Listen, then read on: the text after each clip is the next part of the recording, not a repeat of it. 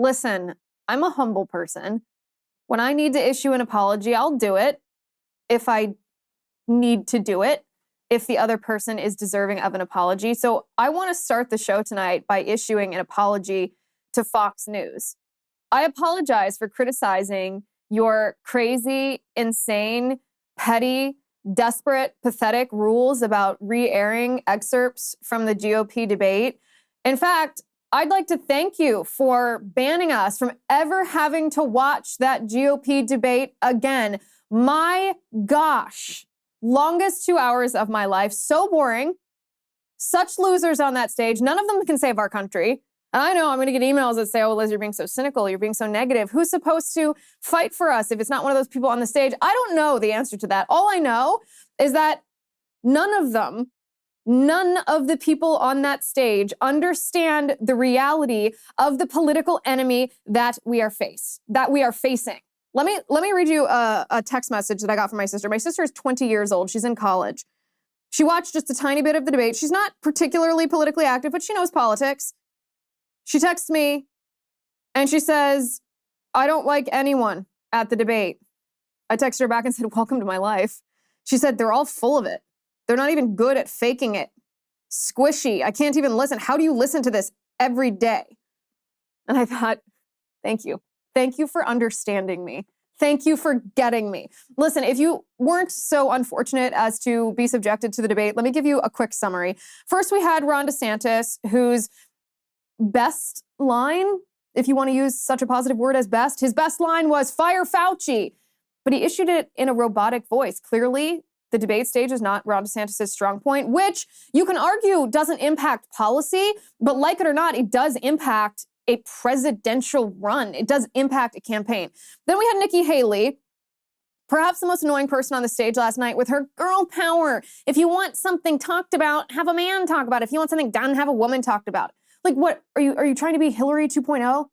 Knock it off. Then we have Vivek Ramaswamy. I got to tell you about Vivek. I got to tell you, I like the guy. I actually enjoy watching him. He was getting hammered pretty hard on X last night by a lot of my fellow conservatives about being fake or being unlikable. I like him, but I don't trust him. It's a weird conundrum, isn't it? Then we have Governor Burgum, who even my iPhone doesn't know that name. Every time I typed it last night, it kept auto-correcting to Bergen. No one knows who you are. We had Vice President Pence, who was essentially a Ukraine simp. He was the most experienced person at debating on that stage, you could tell, but who cares? Who cares? Who does Vice President Mike Pence think is going to vote for him? No one. We have Asa Hutchinson, who vetoed a ban on child trans surgeries, which is literally the only thing you need to know about the man. Disqualified. We had Chris Christie, who was playing the role of the angry potato, and we have Tim Scott, who seems genuinely likable. He seems like a nice man, a good person, very, very nice demeanor, maybe a great candidate for the Republican Party in the 1990s. There you go. 20 seconds. You didn't have to watch the debate. We do actually have some of the best moments and some of the worst moments. And believe you me, they're going to be short. We're not going to be able to get too much. The first moment that really was a good moment, if I trusted Vivek Ramaswamy at all, and I just can't shake this feeling that I don't trust him.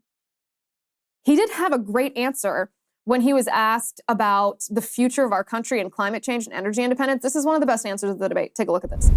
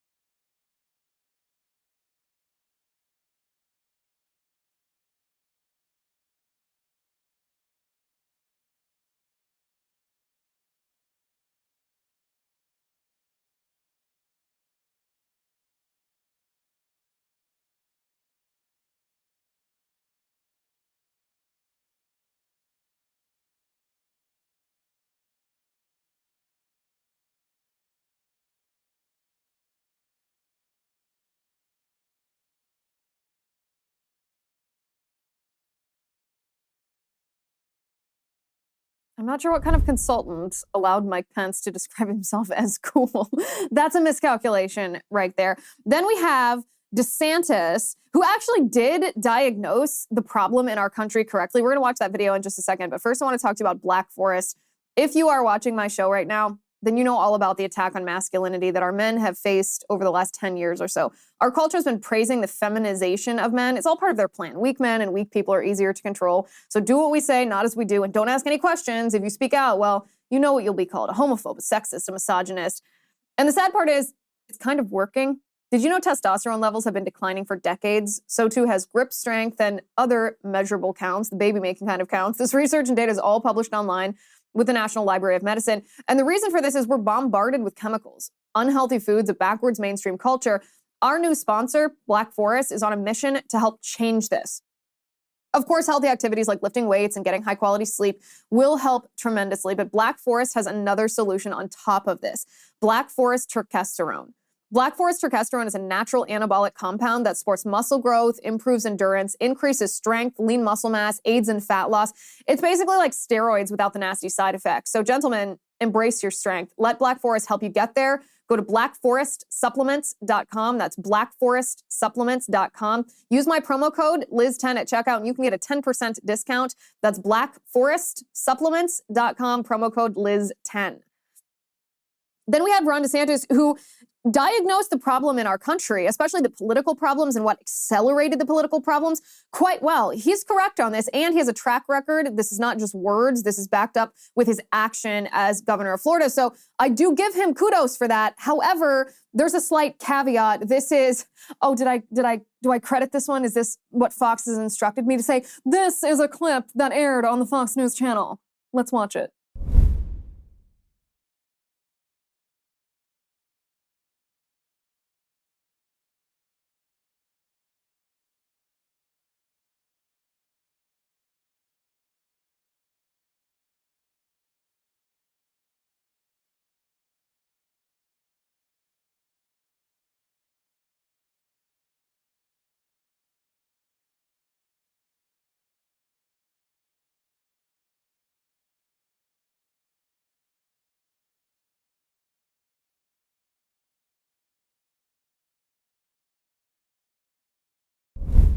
Listen, he's correct. If you just read the transcript of that answer, I love it. That's one of my favorite answers of the entire debate. The problem is you have this robot presenting it. I saw someone on X, and I'm not sure who this was, so I can't properly credit you, but if it was you, I give you credit. I saw someone on X during the debate say, if you took Vivek's campaign strategy and DeSantis's policy, so you essentially took the charisma of Vivek and inserted that into DeSantis's campaign, then you'd have a winning proposition right there.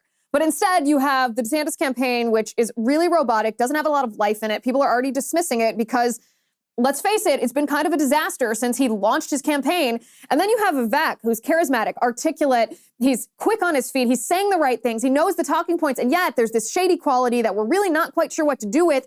And the shady quality is based on the fact that the things that he's saying now are not the same as the things that he was saying a year ago, and 2 years ago, and 3 years ago. In fact, they're so different that you would have to have a pretty serious transformation or conversion in order to get from opinion A to opinion B. And yet we haven't heard any explanation from Vivek about this transformation or this conversion, which makes us feel like he might just be peddling populist talking points to make us feel like he's our candidate, when really we're not sure how he would act as president or if his opinions would change again. But imagine for a second, you had the campaign strategy and the talking points of Vivek with a principled candidate like DeSantis. That's what I want. And none of that was on the stage last night. Then, of course, we had Nikki Haley, essentially just a simp for Ukraine. Take a listen to this.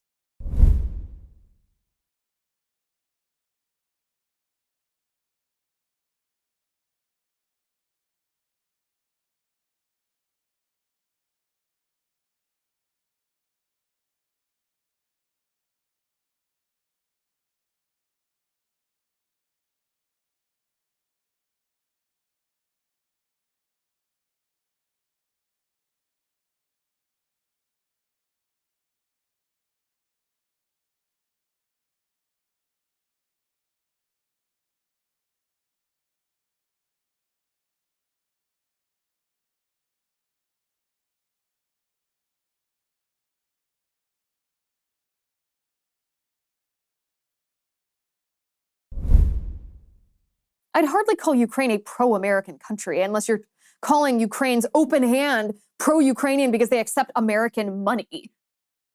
Hardly. One of the things that I like the least about these debates are the show of hands questions. I only like those in Democrat debates when it puts Democrats on the spot. I hate those in Republican debates because the question always has a caveat. It's rarely a black and white yes or no question, and it really backs candidates into a corner that can be harmful for them. I hate that. However, it was useful to see the show of hands when the candidates were asked by the moderators which of them would continue funding Ukraine and which of them would discontinue funding for Ukraine. And we have that clip for you, but oh, wait a second. No, we don't, because Fox News won't let us air any more clips from the debate. So let me just role play this for you. You have 8 candidates on the stage. Candidate number 1 will continue funding Ukraine. Candidate number 2, continue funding Ukraine. Candidate number 3, continue funding Ukraine. Candidate number 4, continue funding Ukraine. Candidate number 5, Vivek Ramaswamy, the only candidate on that stage who said, I will stop funding Ukraine. Then candidate number 6, candidate number 7, candidate number 8, all want to give more of your money to Vladimir Zelensky. One candidate on the stage. That's all. That's it. That's one of the most important answers of the entire night. And then, of course, we have the counter-programming. We have the man who is the front-runner for Republican nominee for president, the man who should have been center stage, the man who a lot of us wanted to hear from. I'm bummed that Trump didn't go to the debate, but listen, I don't blame him for skipping. I understand why. Who wants, I mean, these 8 candidates on the stage essentially looked like chumps just by nature of being there because A, Trump wasn't there. B, the RNC had such strict controlling rules about sharing their email databases and their voter registration data and pledging to support whoever the Republican nominee was. And then Fox News's rules about actually using the clips. They kind of looked like chumps just being there. I wish Trump was there. He wasn't because Fox is restricting, this is the hilarious part of Fox's rules, because Fox is restricting our ability to discuss the debate with you by showing the videos of what was actually said. That, of course, will cause a lot of us, I mean, we're going to do it on this show, cause a lot of us to talk more about the Trump-Tucker interview that aired at the same time over on X. And isn't that ironic? Perhaps the 2 people that Fox News hates the most in all the world, Donald Trump and Tucker Carlson, and their Fox's rules are ironically throwing more coverage at Trump and Tucker than at their own debate. So we have this interview, which was very interesting, and it started, it's a long interview. You should watch it start to finish. But the highlights of this interview were Tucker asked Trump whether he thinks Epstein was killed or whether Epstein committed suicide. And I'm going to show you that video in just a second. But first, I want to talk to you about Delta Rescue. This is an organization that means a lot to me. I think that you'll be interested in it, too. This organization is on a lifelong mission of caring for animals saved from the wild, from dogs to cats, even horses. Delta Rescue is the largest care for life animal sanctuary in the world. It's quite sad, right, that some pups are forgotten. They're left in the wilderness. They're neglected, but that makes them no less special. And Delta Rescue is providing the sort of love and care for these animals who need it the most. This is not an ordinary shelter. This is a care for life, no kill. It's a super sanctuary, you could say, for their rescued animals to play, love, eat, heal, be happy. Now, here is how you can help, because Delta Rescue relies solely on the contributions from people like us to care for their 1,500 animals. No contribution is too small. Every dollar helps and goes directly to their animals. They also send out monthly newsletters that include heartwarming stories. You'll love them. I encourage you to take some time. Visit deltarescue.org. They can answer all of your questions. They're happy to speak with other Good Samaritans. This is not something you will regret doing. Again, that's deltarescue.org, deltarescue.org. So then we have Tucker Carlson asking Trump on X whether Trump believes that Jeffrey Epstein was killed or committed suicide. And this is what Trump said. Do you think Epstein killed himself sincerely? I don't know. I will say that, he was a fixture in Palm Beach. Yeah.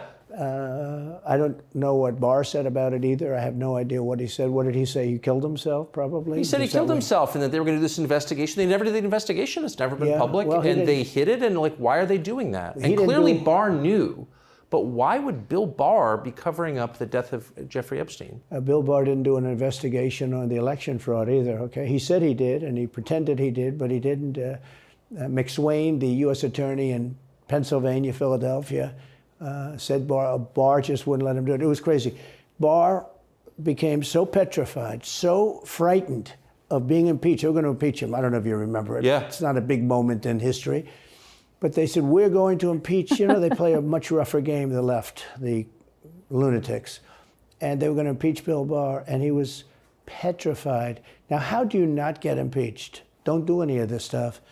But he didn't do the job there. I don't know what he did with Epstein, but possibly he didn't. Do you think it's possible that Epstein was killed? Oh, sure, it's possible. I mean, I don't really believe. I think he probably committed suicide.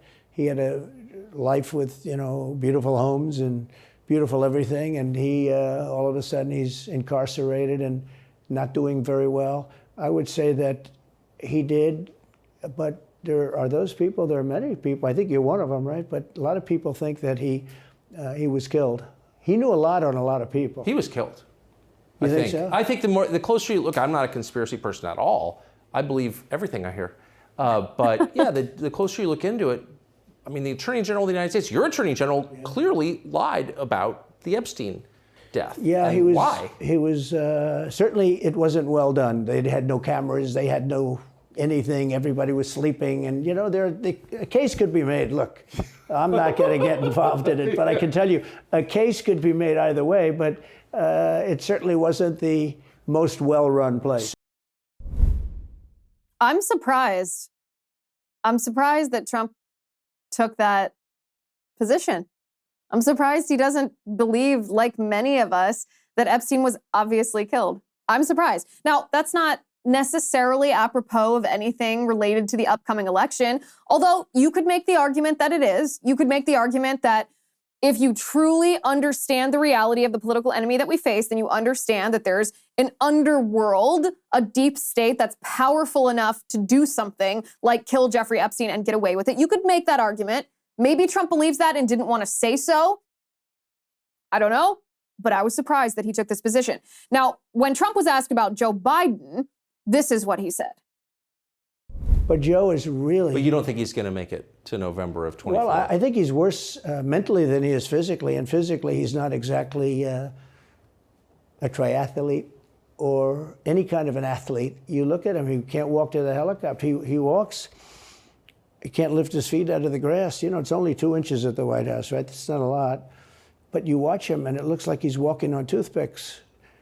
So, and then you see him on the beach where he can't lift a chair. You know, those chairs are meant to be light, right? They're like 2 ounces. Yeah. You lift them up.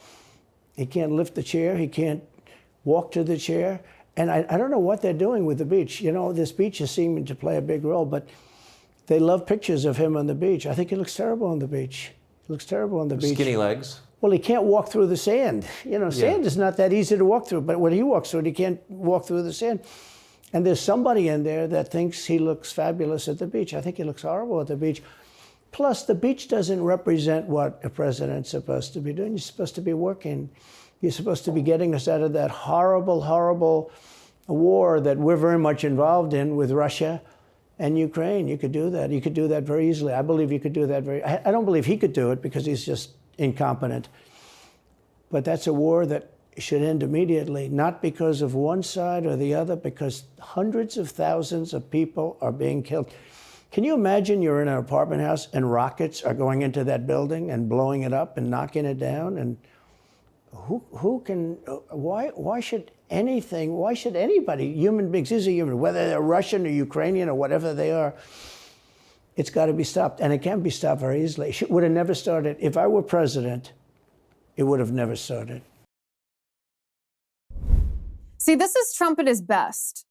Trump at his best when first he's hilarious, painting us a picture illustrating Joe Biden walking on toothpick legs at the beach, how weak he is and the sand can't even lift the chair. That's just funny. Like the funniest person that's ever been in politics, Donald Trump, 100%. But also, think about that picture that I painted you, because we weren't allowed to air the footage, of all of those 8 candidates on the GOP debate stage, and only one, Vivek Ramaswamy, saying, I won't send any more money to Ukraine. And then you have President Trump, the actual contrast to the vast majority of those candidates, who's saying not only will he not send any more money, he would put a stop to that war on day one. And in fact, that war would never have happened had he been president in the first place. And you know what? you believe him. You know that that's accurate because President Trump doesn't bluff. He would never have allowed Vladimir Putin to invade Ukraine without Vladimir Putin suffering consequences that Vladimir Putin didn't want to suffer. And when President Trump issues that threat to Putin, Putin knows that he's saying it and he will follow through. That's what was missing from the GOP debate stage. That's what's missing from any primary, any Republican primary that doesn't have Trump right now. Trump also addressed what his number one priority would be if he were president. I guess it would be a priority for 2025 after winning the 2024 election. This is what he said. So last question, if you're elected president again, what's your number one priority? When you ran last time, you said, I will build a wall. This time, your bottom line top promise to the country. So you can do numerous things at the same time. Of course. But let's say number one is a border and taking hundreds of thousands of criminals that have been allowed into our country and getting them out and bringing them back to their country, Guatemala. By the way, not only the 4 countries that we think of as neighbors, all over the world. Last month, we had 149 countries represented. Think of it. We had 149 countries represented, Tucker, from places that many people never even heard of, coming into our country. And they're coming in from mental institutions, and they're coming in from prisons. They're emptying out their prisons all over South America. They're emptying out their mental institutions. Terrorists are pouring into our country. We have no idea. I had the strongest border in the history of our country, and I built almost 500 miles of wall. You know, they like to say, oh, was it less? No. I built 500 miles. In fact, if you check with the authorities on the border, we built almost 500 miles of wall. And I had another 200 that I was going to build. You know, it's like water, it seeks.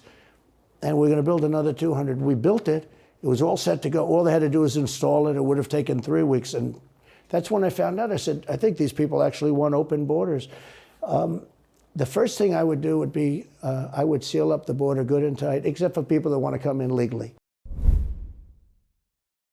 And that's why I wish that President Trump was on the debate stage at that GOP debate, even though I fully understand the decision that he made and probably would make the same decision if I were in the same position as him. I'm interested in your thoughts. Who do you think won the debate? Did you watch the debate? Did you watch Tucker interviewing Trump? And what did you think of that? Go to LizWheeler.com. Let me know in the comment section. Go to x.com/Liz_Wheeler. Let me know over there as well. So President Trump and all the other defendants in the Fulton County, Georgia indictments are required to surrender by noon on Friday. And President Trump is surrendering today. He's going to be arrested in Fulton County, Georgia, but he's actually one of the last of the defendants to surrender himself. We've had Rudy Giuliani. You can see they're doing mug shots. They're treating all of these people like ordinary criminals. You can see these mug shots. Giuliani's mug shot came out yesterday.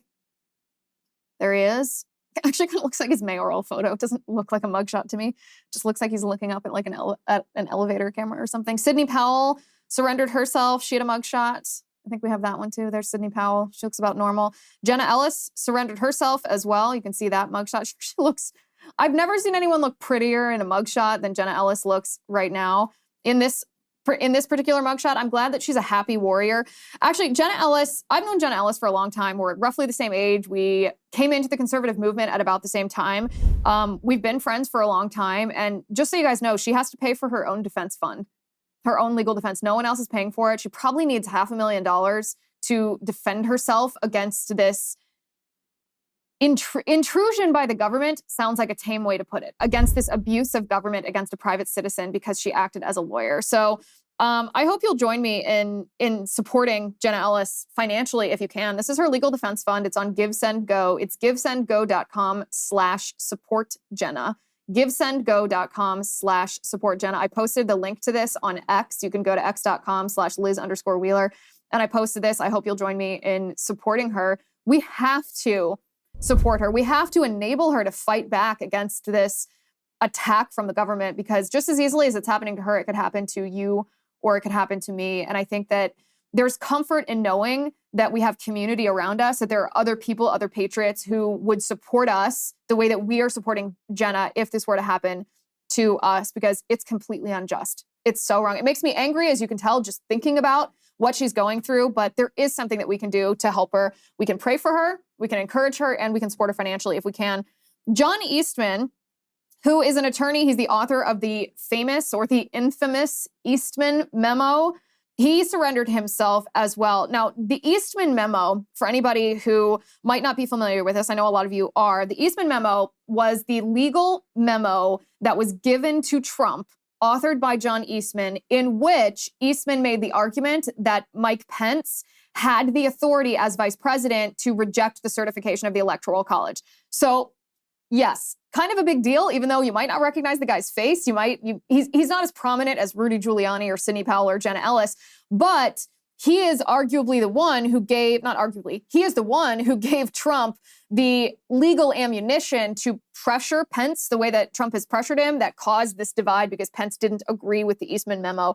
And we can have a larger discussion sometime about whether the Eastman memo is sound legal advice or not. It actually doesn't matter as it relates to this case, because you are allowed to give someone bad legal advice. You are allowed to explore legal theories that are untested, novel legal theories, and it doesn't make it a crime. Of course it doesn't make it a crime. John Eastman said that the prosecution of him, the fact that he's been indicted and charged, that this is crossing the Rubicon for the entire country, not just for him. Take a listen to this.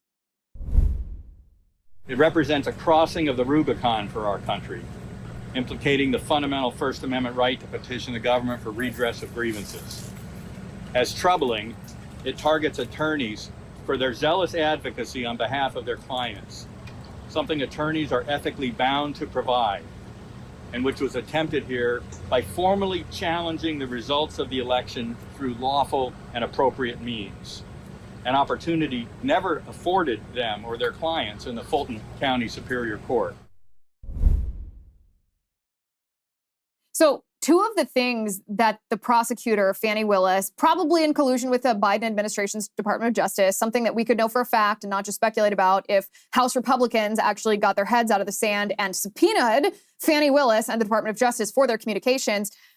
Two of the things that Fani Willis is trying to do is trying to turn people like Rudy Giuliani and Sidney Powell and Jenna Ellis and John Eastman against President Trump. She's trying to turn them into state witnesses to somehow rat on President Trump, to get her the evidence that she lacks that President Trump committed a crime. Because right now she has no evidence that President Trump committed a crime. And it makes me very happy and very encouraged to see people like Jenna Ellis, like Rudy Giuliani, like John Eastman in this video talk about or state with such strength and certainty that this is an attack against them as American citizens, which shows me that they're not going to turn state witness. That's the first thing that she's trying to do is turn them against each other. The second thing that she's trying to do, and by the way, Eastman is standing up for the other defendants as well, not just himself, which should be of some comfort to the other defendants. You can hear him say this right here. My legal team and I will vigorously contest every count of the indictment in which I have been named, and also every count in which others are named, for which my knowledge of the relevant facts, law, and constitutional provisions may prove helpful. I am confident that when the law is faithfully applied in this proceeding, all of my co-defendants and I will be fully vindicated. Thank you all, ladies and gentlemen, very much. Sir, do you believe what about the false statements that were made during all right, so the first thing that Fani Willis, we can stop the video. The first thing that Fani Willis is trying to do is turn these defendants into state witnesses. The second thing that she's trying to do is make them recant their claims that the 2020 election was stolen or that fishy things happened in the 2020 election. She wants them to recant their claims publicly. And John Eastman had a response to that too, which I'm going to show you in just a second. But first I want to talk to you about American Hartford Gold, because is it only me, or do you also feel that the future is growing more insecure and uncertain by the day? At every turn, we're getting less, even though we're paying more, because we're facing record high inflation, soaring interest rates, and what seems like a looming recession. And it's threatening to our businesses, our jobs, and our retirement funds. In fact, even Fed Chair Powell warned us that we should brace for more pain. I'm not sure exactly what that means, but I don't like the sound of it. sounds like inflation's going to get worse. Fortunately, there is still a way to secure your hard-earned nest egg despite this uncertainty. You can do what I did. You can call the only precious metals dealer I trust, American Hartford Gold. They make it simple and easy to protect your savings and retirement accounts with physical gold and silver. With one short phone call, they can have physical gold and silver delivered right to your door or inside your IRA or 401k. And if you call them right now, they will give you up to $1,500 of free silver on your first order. So don't wait. Call them now. Call 866-781-7499. That's 866-781-7499. Or text Liz to 65532. Again, the phone number is 866-781-7499 or text Liz to 65532. So Fani Willis wants these defendants to turn against each other and more specifically to turn against Trump, to turn state witness. It seems that John Eastman is doing the opposite of that. He's pledging his attorney skills, his constitutional knowledge to defend his co-defendants. The other thing Fani Willis wants is she wants to coerce each of these people to recant their claims that the 2020 election was stolen. And Eastman had a response to that as well. Let's take a look. Still think the election was stolen?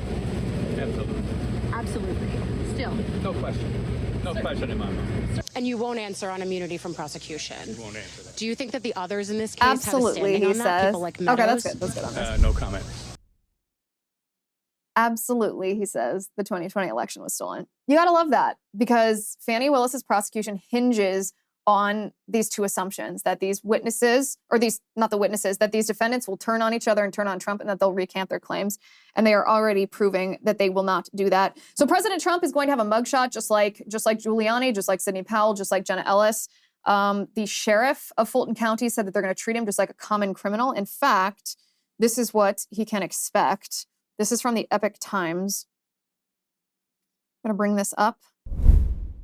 It says the Fulton County Sheriff claimed that Donald Trump will be treated like local inmates during the booking process with no special accommodations accorded to the former U.S. president. If you're indicted, this is Sheriff Patrick Labatt, then we're going to treat you as though you're indicted here locally, and so we'll consider you to do fingerprints, mugshots, etc. Charles Rambo, a retired lieutenant of the sheriff's office, said to the media outlet that once inside, quote, they would be pat down, led to the booking office in the rear. From there, they would probably have ties and shoestrings and all those things taken. Then from there, the persons would be fingerprinted, even given a booking photo. Does this seem ironic to you that in the most highly secure, one of the highest security prisons in the United States, Jeffrey Epstein was somehow able to kill himself because he had a bed sheet handy and no cameras trained on him? And yet, ostensibly for security purposes, they're going to take President Trump's shoelaces away? Like, something is wrong. Houston, we have a problem. This is backwards. This is evil. This is immoral. But hopefully President Trump is at least able to fundraise or something off of that mugshot. Hope he makes it his profile picture across the board. The point is they want people to become violent. They want conservatives to commit acts of violence because we feel so much passion. We feel frustrated. We feel hopeless. We feel anger. They want us to commit violence. But of course, nobody is going to do that because as soon as even one crazy person does that, well, then we've fallen into the trap that the left has laid for us, and they will crack down on everybody's speech. Because remember, the crux of this case, the crux of this indictment is that speech is not free speech, that speech is violence. And because speech is being redefined as violence in the court system and by the left, therefore you can be indicted for speech that the left doesn't want. So if any nut commits violence because they are angry that the government is being weaponized against President Trump, then the left will point to that violence and say, see, proved our point. This speech caused violence. President Trump's speech incited whatever act of violence would happen. So conservatives, of course, are not going to be stupid enough to fall for that. All right, we have time for one more random thing from the internet. This is 1979 Life of Brian predicted today. Let's watch. I want to be a woman. From now on, I want you all to call me Loretta. What? It's my right as a man. Oh, Monty Python. Why do you want to be Loretta, Stan? I want to have babies. You want to have babies? It's every man's right to have babies if he wants them. But you can't have babies. Don't you oppress me. I'm not oppressing you, Stan. You haven't got a womb. Where's the fetus going to gestate? You're going to keep it in a box?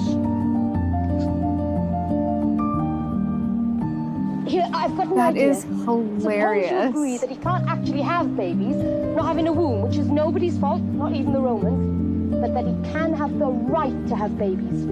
Good idea, Judith. We shall fight the oppressors for your right to have babies, brother. Sister, sorry. What's the point? What? What's the point of fighting for his right to have babies when he can't have babies? It is symbolic of our struggle against oppression.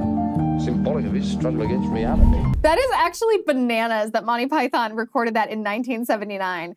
It almost sounds like a Babylon Bee skit from today, watching what is happening. That is absolutely hysterical. Great find, great video. Could not be more apropos. Could not be more apropos. All right, guys, thank you for watching today. Thank you for listening. I'm Liz Wheeler. Make sure you pre-order my book, Hide Your Children, Exposing the Marxists Behind the Attack on America's Kids. You can go to hideyourchildrenbook.com. That's hideyourchildrenbook.com. I'm Liz Wheeler. This is The Liz Wheeler Show.